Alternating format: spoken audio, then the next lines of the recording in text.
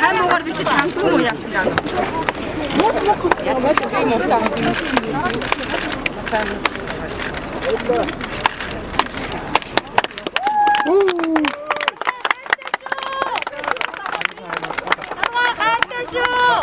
Багами давчара.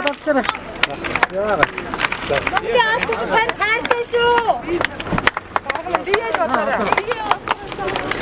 Бийсээ бодлоо За замын тавьж бодлоо штэ. Хавааха. Явгад нь бас нарыг